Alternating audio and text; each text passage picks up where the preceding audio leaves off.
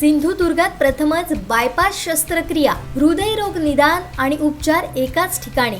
Bypass शस्त्रक्रिया, angiography, एंजिओप्लास्टी, हृदयाची sonography, treadmill चाचणी, हृदयविकार तपासणी अशा अत्याधुनिक सुविधा।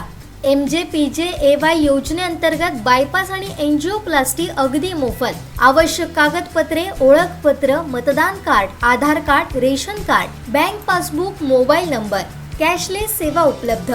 Super speciality lifetime hospital, Padwe, Kasal Malvan मार्गालगत, तालुका कुडाळ, जिल्हा सिंधुदुर्ग। कणकवलीत वागदे इथं कंटेनर पलटी होऊन एक जण जखमी झाला आहे।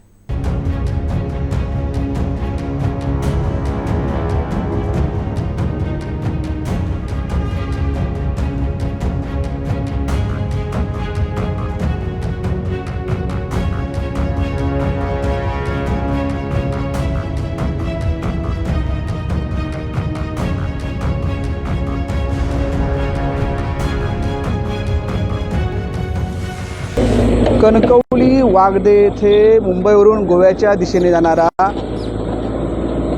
कंटेनर आहे तो पलटी झालेला आहे। या कंटेनरमध्ये अल्कोहोलिक पदार्थ होतं, लिक्विड होतं आणि तो नेणारा टेम्पो हा आज गुरुवारी सकाळी 11:30च्या सुमारास पलटी झालेला आहे। हे तीव्र वळण आहे जे कणकवली वागदे येथे हळवल फाटा आहे तिथे हे तीव्र वळण आहे। या तीव्र वळणावर हा अपघात झालेला आहे। नेहमी अपघात येथे हे होत असतात आणि अशा परिस्थितीच्या घटना घडत असतात। वागदे येथे नेहमीच अपघात होतात आणि तीव्र वळण असल्यामुळे हळवल फाट्यावर हा पुन्हा एक अपघात झालेला आहे। याच्यामध्ये एक जण जखमी झालेला आहे आणि ही कंटेनरची परिस्थिती आपण पाहत आहोत। महामार्ग पोलीस, स्थानिक पोलीस, कणकवली पोलीस अधिकारी हे सर्व दाखल झालेले आणि त्यांनी हा कंटेनर रस्त्यापासून बाजूला केलेला आहे आणि वाहतूक सुरळीत करण्याचे काम ते करत आहेत। आपण बघितलं हा जो अपघाताची परिस्थिती भीषण होती, कारण हा जो कंटेनर आहे तो पूर्ण पलटी झालेला आहे। याच्यामध्ये अल्कोहोलिक लिक्विड असल्याचं बोललं जात आहे। याचे डिझेल देखील अजून गळतं आहे। आपण जी परिस्थिती पाहत आहोत की ही जी टाकी आहे मोठी,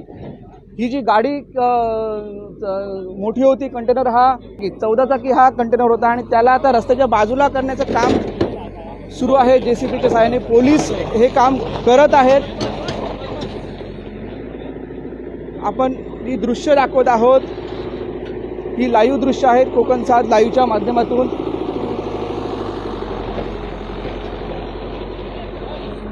नेहमी कणकवली हळवल फाटे येथे अपघात होत असतात। हे जे वळण आहे म्हणजे जो ब्रिज आहे कणकवलीचा तो पास केल्यानंतर हे हळवल फाट्यावर तीव्र वळण आहे। तीव्र वळणावर हे अपघात होतात। आज सकाळी 11:30 वाजता हा अपघात झाला।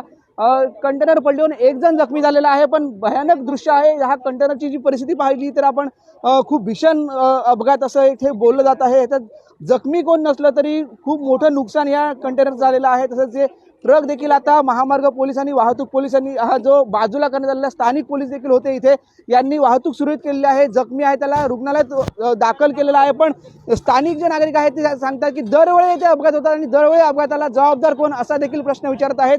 आपण दुसऱ्या बाजूला ही ट्रकची परिस्थिती नेमकी पाहणार आहोत, कशा पद्धतीचं हा अपघात झाला असेल। एकंदरीत शक्यता वर्तवली जाते म्हणजे मुंबईवरून गोव्याच्या दिशेने हा जो ट्रक जात होता आणि हा ट्रक त्या बाजूने आला इथे, त्याला जो वेग आहे तो आवरला नाही आणि त्यामुळे हा खड्डा देखील पडलेला आहे त्या कंटेनरच्या ह्याच्यामधून। तर दरवेळी इथे अपघात होतात, काय सांगाल? वारंवार प्राण मॅडमला वगैरे सांगायला आम्ही अर्ज केलेलं तिथं आणि नायकोर काय मोठी लाईट जी आहे ती बसून इकडे साईड पट्टी लावून यावं असं वारंवार सांगले, अर्ज देखील केलेले आहेत, पण अद्याप कोणत्याही प्रकारची कारवाई नाही। म्हणजे वारंवार अपघात होत आहेत तरी महामार्ग प्राधिकरण किंवा प्रशासन दखल घेत नाही असं आपलं म्हणणं आहे। असंच आहे। नाव काय आपलं? स्थानिक नागरिकांनी सांगितलेलं आहे की वारंवार येथे अपघात होतात आणि वारंवार अपघाताला जबाबदार कोण असं विचारलं जात आहे। हा जो कंटेनर आपण पाहत आहोत की हा जो कंटेनर आहे तो पलटी झालेला आहे। ही जी दृश्य आहे ती लाईव्ह आपण दाखवत आहोत, कशा पद्धतीने हा पलटी झालेला आहे। जे तीव्र वळण आहे त्या तीव्र वळणामुळे हा अपघात झालेला आहे। कणकवलीमध्ये हळवल येथे अपघात झालेला आहे। वागदेमध्ये वारंवार अपघात होत आहेत आणि अशा पद्धतीचे अपघात होत असल्याने कुठेतरी स्थानिक नागरिक इथले सांगत आहेत की प्रशासनाने कुठेतरी दखल घ्यावी असं एकंदरीत सांगत आहेत।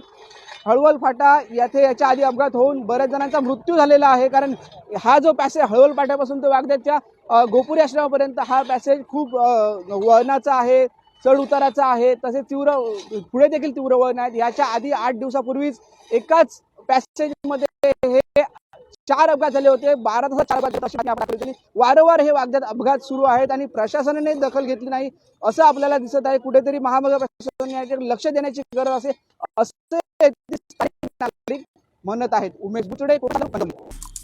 आमचे दिवसभरातले सर्व अपडेट्स, ताज्या घडामोडी आणि थेट लाईव्ह पाहण्यासाठी सबस्क्राईब करा, लाईक करा कोकणचं नंबर 1 महा चॅनल कोकण 7 लाईव्हचं YouTube चॅनल.